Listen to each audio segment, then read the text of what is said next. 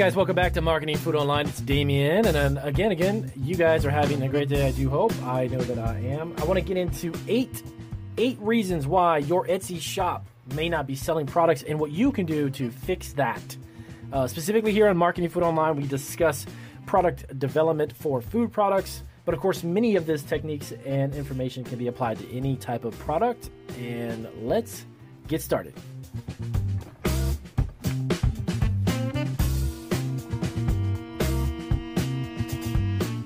All right, guys, so here we go. So I'm going to go over 8 reasons. I'm going to go 8 different things that you really need to address that potentially could be holding you back from making sales on your Etsy store. Just a little rundown. I've been on Etsy myself for 11 years. I've sold over $150,000+ worth of baked goods and candies that my wife and I do make in our commercially licensed facility. We ship all over the world. We have been fortunate enough to ship to 15 countries and counting just on Etsy alone. We have 6 stores online. And we have created nearly 400 handmade items that we produce out of our shop, and we ship everywhere. So I want to get into what I've learned kind of over the years. When I first started, I knew nothing about Etsy. I didn't know much of anything about tips and tricks and such. It was really just a hit or miss and kind of learn as you go.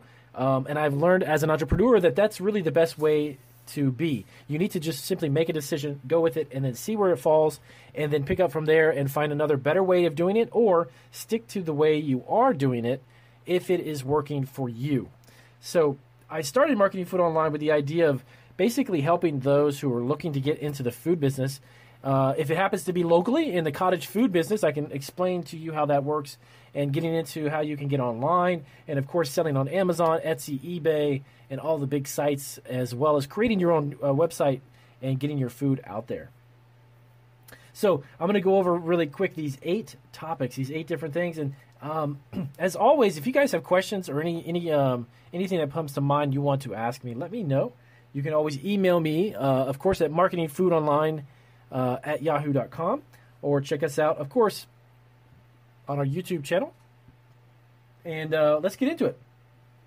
Now, this is one, I'm going to start off with what, of course, this is just my own opinion. The number one most important thing, and I know that there's a lot of sellers on all kinds of platforms, no matter where it may be, but more specifically about Etsy, that they don't, I don't want to say they don't take it seriously, but they don't take it in a sense of professionalism than setting up a store policy page, okay?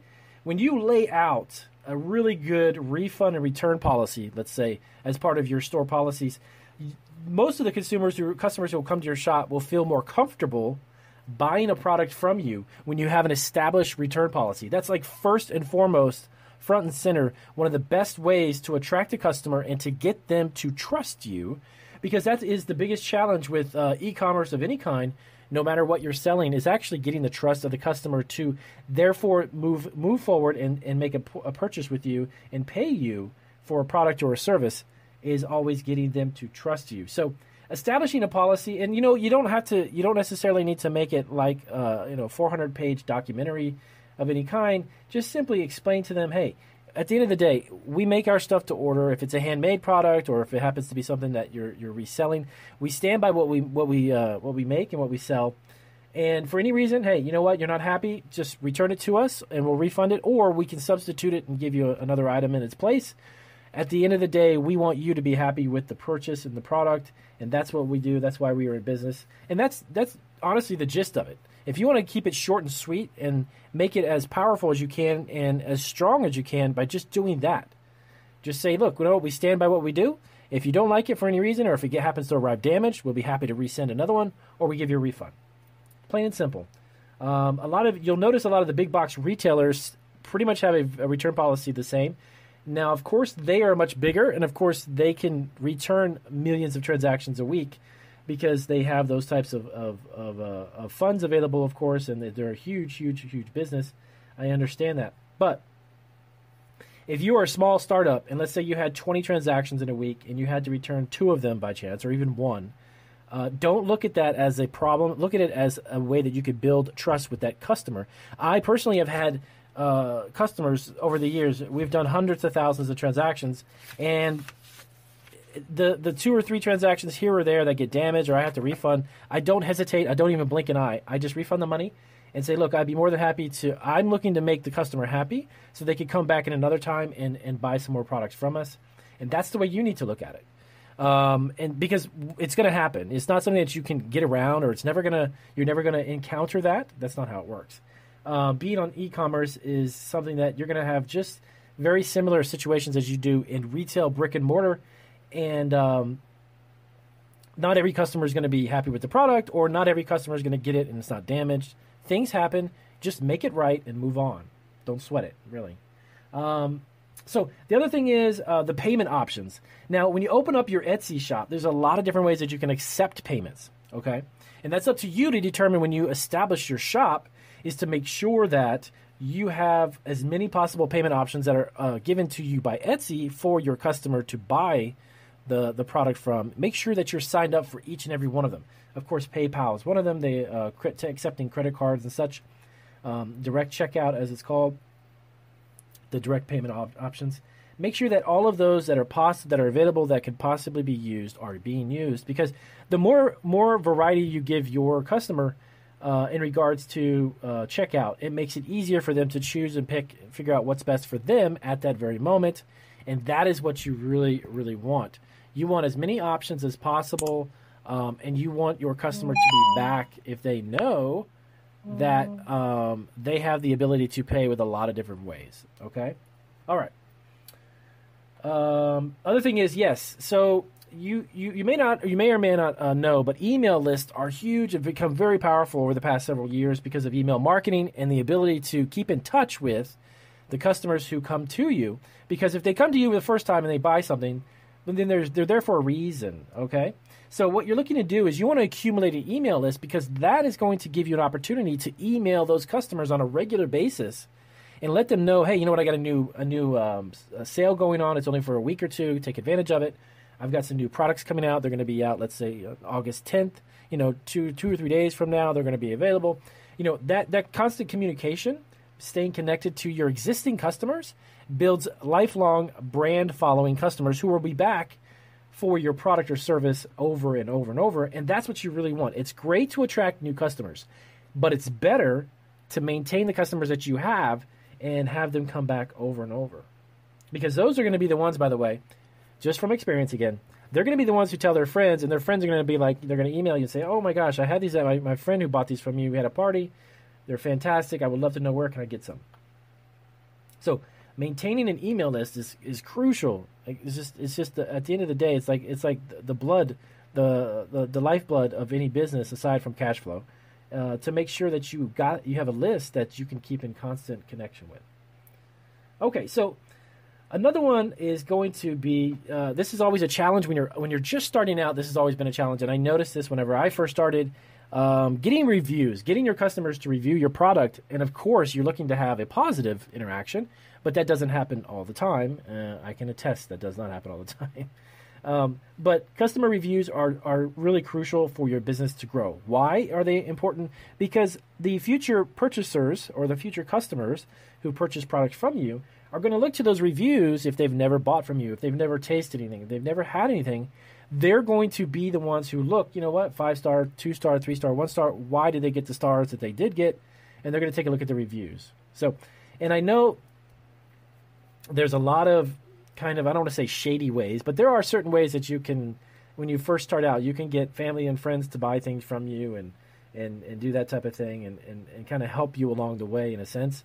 I actually never did use that. I actually personally just opened my shop. And the first couple of customers who bought stuff from me, I went like above and beyond. I just maxed out my service to them, had the product arrive on time. I did everything I could to make sure it arrived perfectly. And if there was a problem, I hopped on that complaint immediately, resolved it, and took care of the customer and then moved on. So that is really the best way to do it. I would not recommend necessarily bribing people or getting people to leave you reviews. It's not a way to really honestly do your business. But down the road, you'll definitely get your reviews and you can get up and running. But it's always, of course, tricky, tricky at first to get those first couple or even those first few reviews. Now, the next thing may be kind of odd. This is kind of odd in the sense that you may be thinking, well, I'm in business to make money. Why would this be an issue? prices are too low, okay? Sometimes people set their prices too low, and there's a psychological effect to this. This is a psychology issue. It's really when a customer comes to your shop, and I'll explain. If they see that you offer a product that's similar to other items, and let's just do a hypothetical that you have across the board, it's a $30 item. Everybody else that sells something similar is selling it for $30, but you're selling it for $15. Okay, your prices can lead to a customer assuming that the quality of the product, it may be the same product, it may be similar, but the quality of it is something that, if the guy's selling it for $15, there's got to be something wrong with it. That type of thinking. If you're looking to sell a product and there's multiple people selling it, okay, exactly the same thing, right? And there's very good likelihood your supplier is probably going to be the same as the others. I would recommend, if you had it as a hypothetical, we had a $30 product, I would go to $27.99. Okay? Keep your price point if you want to, and you can afford it. I mean, in a sense that you don't want to cut into your margins. But if you can afford to put it just a couple of dollars below your competitors to get the ball rolling, at least, to get people buying and getting your feedback and get things up and running, just go a couple dollars below. You don't need to cut it in half. You don't need to do something dramatic. Just go a little bit below. Because the psychology of it, the thinking of the consumer is going to be like, wow, well, this guy's got the same product as everybody else. But I can save a couple bucks on this, and he's got free shipping. Wow, that's fantastic. You know what? I'm going to go with this one, and I'm going to buy it. That's how most consumers do it. And I can tell you, working in retail, the brick-and-mortar business, I was in there for 28 years. And I was a supervisor at a retail establishment for quite some time. I can tell you that customers think that way. If prices are way too low, people are going to be skeptical. They're not going to want to put their money down, even if it's the exact same product. It's kind of odd, but it's just how it is. Okay, so next, moving on to the next one. Photos. And I'm going to talk a little bit right here specifically about why when you're selling food, photography is, I've always stressed this, is of the utmost importance. Now, good photography for any product is important. My own opinion, when it comes to food, you got to have close-up, really almost, I want to say, delicious-looking images. The reason why I say that is that anybody can take a picture of a USB cable or a laptop. It's boring. You put it on a table, you make the lighting, you take a photo. It is what it is. In the description, you explain that it's got this processor, this such memory, blah, blah, blah, blah. Well, when it comes to food, if you want to distinguish yourself, you want to set yourself apart from other people's food products that may be similar to yours, or if you're on Etsy, and you're trying to sell, let's say, chocolate chip cookies, and there's 100 people selling them, if that's your thing, if that's what you want to sell, make those pictures create the customer almost salivating and can't wait to buy your product. Close-up images that show texture, that show the flavor in a sense, visually. Those are images that you need to have. You need to get up on the product, get close to it.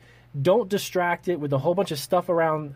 If it happens to be cookies, take a picture of the cookies. Nobody needs to see all the counter space, the shelving in the back. They don't want to see your oven. None of that stuff. Just take a picture of the product. And that way, it's going to allow the customer to see what they're getting. Then also take a picture of how it's packaged. How is it actually going to be shipped? Why is this important? I can, again, tell you from experience. I learned this pretty fast when I started out, is that when I shipped the product out, I didn't initially have pictures of the packaging. Some people wanted to give the product as a gift, so they assumed that it was dressed up and fancy, when it really wasn't. So that created some issues. So basically, spell it out visually for your customer from beginning to end. What does the product look like? How's it packaged? And then fill up as many, no matter what platform you're on, fill up as many possible images as you can. Okay? If you're allowed 10 images, put 10 images. If you have to even duplicate some of the images and post them twice on there, do it. Do it. Why? That is an issue for SEO and search engine optimization and a whole bunch of other things, which I'm not going to get into now. So, lastly, let me see what else we got here. I'm losing track. I'm checking a look at my notes. Lastly, what we want to look at is your descriptions, okay? Specific descriptions with words that can drive a customer, again, to salivate over your food product. Words that are like crunchy, salty, sweet, filled with gooey, caramel, bursting with flavor. These are the types of words you need to spell out for your customer.